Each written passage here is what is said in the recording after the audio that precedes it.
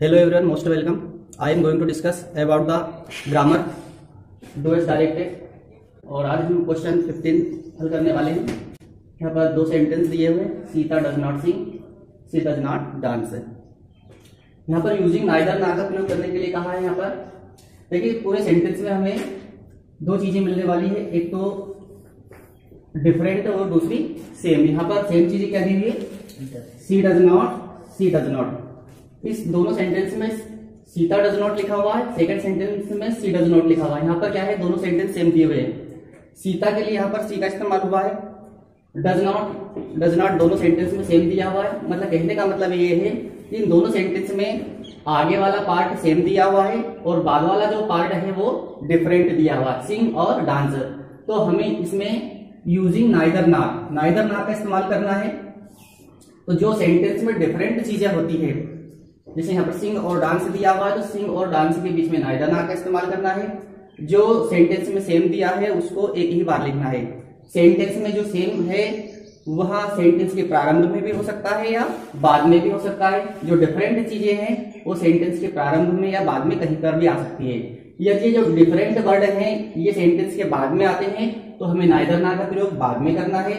यदि ये different word sentence के प्रारंभ में आते हैं तो नाइदर ना का प्रयोग हमें आगे करना है। अब देखिए यहाँ पर करना क्या है, जो नेगेटिव सेंटेंस होते हैं, नेगेटिव सेंटेंस में नाइदर ना का इस्तेमाल किया जाता है और जो अफर्मेटिव सेंटेंस होते हैं उसमें आइदर आर का इस्तेमाल किया जाता है। तो नाइदर का मतलब होता है ना तो ना।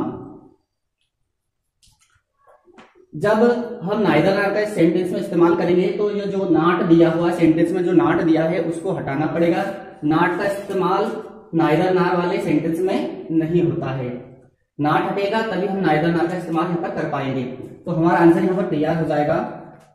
जो फर्स्ट जो दोनों सेंटेंस दिए हैं वो सेम है, इनको एक ही बार लिखना है। यहाँ पर सीता, ये जो डज नॉट लिखा हुआ है यहाँ पर सीता डज नॉट और सी डज नॉट सेम है। अब हमें क्या करना है, नाइदर नार का इस्तेमाल करना है। तो इस नॉट को हमें हटाना पड़ेगा। अब जब नॉट को हटाएंगे तो इसके आगे जो हेल्पिंग वर्ब दी हुई है डज, नॉट के आगे अगर हेल्पिंग वर्ब डू या डज या डिड दी हो तो उसे भी नॉट के साथ हटा दिया जाता है, क्योंकि नॉट के साथ ही ये तीनों हेल्पिंग वर्ब रहती है। जब भी सेंटेंस में से नॉट हटेगा तो हेल्पिंग वर्ब डू, डज और डिड तीनों हेल्पिंग वर्ब हट जाती है। जब हेल्पिंग वर्ब डज दी गई हो और डज को हटाना पड़े तो हमें वर्ब की जो फर्स्ट फॉर्म है उसमें एसीआईएस लगाना होता है। तो यहाँ पर हम यहाँ पर डज नॉट हटा देने वाले हैं। अब यहाँ पर दिया हुआ है डिफरेंट वर्ड सिंग और डांस, सिंग और दूसरा वर्ड दिया है यहाँ पर डांस। तो सिंग और डांस के बीच में हमें नाइदर नार का इस्तेमाल करना है। नाइदर का इस्तेमाल हमें आगे करना है और नार का इस्तेमाल दोनों वर्ड के बीच में करना है।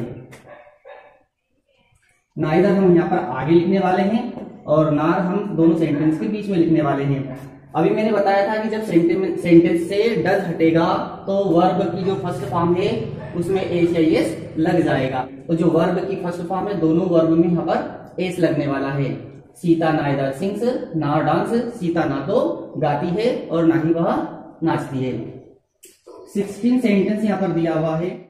यह सेंटेंस एक्टिव वॉइस का सेंटेंस दिया हुआ है। इस सेंटेंस को हमें पैसिव वॉइस में बदलना है। Mister Gupta teach us Hindi, mister Gupta हमें हिंदी पढ़ाते हैं। यह सेंटेंस एक्टिव वॉइस का सेंटेंस है। अब हमें इसे पैसिव वॉइस में चेंज करना है। पैसिव वॉइस में बदलने के लिए 5 नियम यूज होते हैं। पहला नियम यह है कि जो सब्जेक्ट दिया हुआ है, सब्जेक्ट उसको ऑब्जेक्ट के स्थान पर रखा जाता है और जो ऑब्जेक्ट दिया है उसको सब्जेक्ट के स्थान पर रखा जाता है। तो यहाँ पर सब्जेक्ट दिया हुआ है मिस्टर गुप्ता और ऑब्जेक्ट दिया हुआ है यहाँ पर अस हिंदी। इस सेंटेंस में दो ऑब्जेक्ट दिए हुए हैं, एक दिया हुआ अस और दूसरा दिया हुआ हिंदी। ये आगे वाला जो ऑब्जेक्ट है ये प्रोनाउन है और जो बाद वाला ऑब्जेक्ट है ये नाउन है। तो दोनों में से हम किसी भी ऑब्जेक्ट को उठा सकते हैं। तो हम क्या है, आगे वाला जो प्रोनाउन है इसको उठाते हैं। तो यहाँ पर अज को हम यहाँ पर वी बना देंगे और जो मिस्टर गुप्ता है सब्जेक्ट के रूप में इसको हम उठा के ऑब्जेक्ट के स्थान पर सेंटेंस के अंत में लिखने वाले हैं। नियम नंबर 2 कह रहा है कि यदि सब्जेक्ट या ऑब्जेक्ट में कोई प्रोनाउन दिए गए हो तो प्रोनाउन को चेंज किया जाता है। प्रोनाउन को चेंज कैसे करना है, जैसे मैंने अभी यहाँ पर अज को सब्जेक्ट के स्थान पर लिखा तो उसको वी बना दिया। प्रोनाउन कौन कौन से होते हैं, जैसे वी दिया हो तो उसको अज लिखा जाता है और अज को जब उधर ले जाते हैं तो वी लिखा जाता है। सब्जेक्ट यदि दे दिया हो तो ऑब्जेक्ट के स्थान पर उसको देम लिखा जाता है और देम को जब सब्जेक्ट के स्थान पर ले जाना हो तो उसको दे लिखा जाता है। इसी प्रकार यदि सब्जेक्ट आई दिया हो तो उसको मी लिखा जाता है और मी को उधर सब्जेक्ट के स्थान पर ले जाने पर उसको आई लिखा जाता है। ही दिया हो तो उसको हिम लिखा जाता है, हिम को उधर ले जाने पर वापस ही लिखा जाता है। सी दिया हो तो उसको हर लिखा जाता है और यू दिया हो तो उसको यू, जो इट दिया है उसको इट।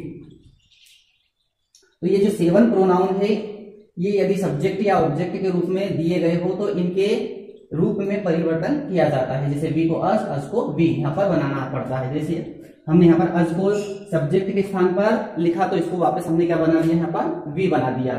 तो इस टाइप से हमें सब्जेक्ट या ऑब्जेक्ट के रूप में कोई प्रोनाउन दिया गया हो तो उसको चेंज किया जाता है। ये है पैसिव वॉइस में बदलने का दूसरा नियम। तीसरा नियम ये है कि हमें हेल्पिंग वर्ब को चेंज करना पड़ता है। हेल्पिंग वर्ब चेंज, जो सेंटेंस में हेल्पिंग वर्ब दी गई है उसे चेंज करना पड़ता है, मतलब हमें टेंस चेंज करना पड़ता है। यहाँ पर मिस्टर गुप्ता के बाद में कोई हेल्पिंग वर्ब नहीं दी है, यहाँ पर वर्ब की फर्स्ट फॉर्म में ईएस लगा हुआ है, तो यहाँ पहले टेंस का वाक्य है। तो हमें देखिए हेल्पिंग वर्ब को किस टाइप से चेंज करना है। यदि पहले टेंस का वाक्य हो प्रेजेंट इंडेफिनिट का तो हमें पैसिव वॉइस बनाते समय प्रेजेंट कंटीन्यूअस टेंस की हेल्पिंग वर्ब यूज करना है, उसके आगे वाले टेंस की हेल्पिंग वर्ब हमें यूज करना है। इसलिए टेंस के हमें पूरे क्रम याद होना चाहिए कि कौन से टेंस के बाद में कौन सा टेंस आता है। प्रेजेंट इंडेफिनिट टेंस के बाद में प्रेजेंट कंटीन्यूअस टेंस आता है, प्रेजेंट कंटीन्यूअस टेंस के बाद में प्रेजेंट परफेक्ट टेंस आता है और प्रेजेंट परफेक्ट के बाद में प्रेजेंट परफेक्ट कंटीन्यूअस टेंस का इस्तेमाल होता है। तो हमें जिस टेंस का वाक्य दिया गया हो उस टेंस की हेल्पिंग वर्ब का इस्तेमाल नहीं करना है, बल्कि उसके आगे वाले टेंस की हेल्पिंग वर्ब इस्तेमाल करनी है। प्रेजेंट इंडेफिनिट टेंस का वाक्य होगा तो हम प्रेजेंट कंटीन्यूअस टेंस की हेल्पिंग वर्ब लगाएंगे। प्रेजेंट परफेक्ट टेंस का वाक्य होगा तो हम प्रेजेंट परफेक्ट कंटीन्यूअस टेंस की हेल्पिंग वर्ब लगाएंगे। पास्ट इंडेफिनिट टेंस का होगा तो हम पास्ट कंटीन्यूअस टेंस की हेल्पिंग वर्ब लगा देंगे और पास्ट परफेक्ट टेंस का वाक्य होगा तो हम पास्ट परफेक्ट कंटीन्यूअस टेंस की हेल्पिंग वर्ब लगाने वाले हैं। फ्यूचर इंडेफिनिट टेंस का वाक्य होगा तो हम यहाँ पर फ्यूचर कंटीन्यूअस टेंस की हेल्पिंग वर्ब लगाएंगे और फ्यूचर परफेक्ट टेंस का वाक्य होगा तो हम फ्यूचर परफेक्ट कंटीन्यूअस टेंस की हेल्पिंग वर्ब लगाने वाले हैं। कहने का मतलब ये है कि जिस टेंस का वाक्य दिया हो उस टेंस की हेल्पिंग वर्ब इस्तेमाल ना करते हुए इसके आगे वाले टेंस की हेल्पिंग वर्ब इस्तेमाल करना है। दूसरा ये याद रखना है, यदि वर्ब की फर्स्ट फॉर्म में आईएनजी लगा हुआ मिले तो ऐसे टेंस में हमें बिंग का इस्तेमाल करना है। हेल्पिंग वर्ब के ठीक बाद बिंग का इस्तेमाल करना है। बाकी किसी भी टेंस में बिंग नहीं लगाना है, केवल आईएनजी लगा हुआ मिले वर्ब की फर्स्ट फॉर्म में तो उसमें बिंग का इस्तेमाल करना है। 2 टेंस आपको ऐसे मिलने वाले हैं। प्रेजेंट कंटीन्यूअस टेंस है, इसमें यदि प्रेजेंट कंटीन्यूअस टेंस का पैसिव वॉइस दिया हो तो प्रेजेंट कंटीन्यूअस टेंस की हेल्पिंग वर्ब इस्तेमाल करने वाले हैं, क्योंकि इस टेंस में हमें आईएनजी लगा हुआ मिलेगा, इसलिए हम इसमें बिंग का इस्तेमाल करेंगे। इसी प्रकार छठे टेंस का पैसिव वॉइस छठे टेंस में ही बनता है, इसमें भी आईएनजी का इस्तेमाल होता है, इसलिए इस टेंस में भी हम बिंग का इस्तेमाल करने वाले हैं। चौथा टेंस, 8वां टेंस, 10वां टेंस और जो 12वां टेंस है ये 4 टेंस में पैसिव वॉइस नहीं बनता है। तो यहाँ पर पैसिव वॉइस में बदलने का यहाँ तीसरा नियम है कि इसमें हेल्पिंग वर्ब चेंज की जाती है। हेल्पिंग वर्ब कैसे चेंज की जाती है इसका फार्मूला हमने आपको बता दिया है। अब यहाँ पर हेल्पिंग वर्ब नहीं दी गई है, यहाँ पर वर्ब की फर्स्ट फॉर्म में ईएस लगा हुआ है और जो पहला टेंस होता है प्रेजेंट इंडेफिनिट टेंस है, इसकी फर्स्ट फॉर्म में एस लगाते हैं। इसका मतलब यह सेंटेंस प्रेजेंट इंडेफिनिट टेंस का है, इसलिए हमें प्रेजेंट कंटीन्यूअस टेंस की हेल्पिंग वर्ब का इस्तेमाल करना है। प्रेजेंट कंटीन्यूअस टेंस की हेल्पिंग वर्ब है इज, आर और एम। तीनों हेल्पिंग वर्ब में से कोई एक हेल्पिंग वर्ब हमें यहाँ पर चूज करनी है। तो यहाँ पर बहुवचन के रूप में सब्जेक्ट दिया हुआ है, मतलब प्लूरल नंबर, तो हमें इसके साथ हेल्पिंग वर्ब आर का इस्तेमाल करना है, वी आर। नियम नंबर 4, पैसिव वॉइस में हमेशा वर्ब की थर्ड फॉर्म का इस्तेमाल होता है, इसलिए हम इसमें वर्ब की थर्ड फॉर्म का इस्तेमाल करेंगे। टीच की थर्ड फॉर्म यहाँ पर टाट का इस्तेमाल करेंगे, टाट। और लास्ट नियम ये है कि जो ऑब्जेक्ट होता है उसके आगे बाय का इस्तेमाल होता है। तो ऑब्जेक्ट क्या दिया हुआ है यहाँ पर, अज और हिंदी। तो अज को हम यहाँ पर मिस्टर गुप्ता के स्थान पर लिख चुके हैं, हम यहाँ पर हिंदी का इस्तेमाल करेंगे, हिंदी लिखेंगे। और जो मिस्टर गुप्ता सब्जेक्ट है उसको ऑब्जेक्ट के स्थान पर लिखेंगे, तो पहले हम बाई लगाएंगे और उसके बाद में हम मिस्टर गुप्ता लिखेंगे। जो नाम होता है सब्जेक्ट या ऑब्जेक्ट के रूप में, मतलब जो नाउन होता है उसको चेंज नहीं किया जाता, उसको सेम वैसा का वैसा ही लिखा जाता है। केवल सब्जेक्ट या ऑब्जेक्ट के रूप में केवल जो प्रोनाउन है उन्हें चेंज किया जाता है। तो हमारा यहाँ पर आंसर तैयार हो गया, we are taught Hindi by mister Gupta. 17 sentence यहाँ पर दिया हुआ है, यहाँ पर 2 सेंटेंस दिए हुए हैं। फर्स्ट सेंटेंस में यहाँ पर कहा है शी कांट अफोर्ड इट, वह अफोर्ड नहीं कर सकती है, वह इसे अफोर्ड नहीं कर सकती है। She wants to buy a car, वह कार खरीदना चाहती है। दोनों सेंटेंस को नॉन इन्फिनिटिव क्लास से हमें यहाँ पर कंबाइन करना है। एक होता है इन्फिनिटिव और एक होता है नॉन इन्फिनिटिव। इन्फिनिटिव का मतलब होता है जो वर्ब होती है उसके आगे अगर टू लिखा हो तो उसको इन्फिनिटिव बोलते हैं। बट इस सेंटेंस को जोड़ना है, हमें नॉन इन्फिनिटिव का इस्तेमाल करना है। तो नॉन इन्फिनिटिव का इस्तेमाल करने के लिए हमें दोनों सेंटेंस के बीच में आल्दो का इस्तेमाल यहाँ पर करना है। She can't afford it, Aldous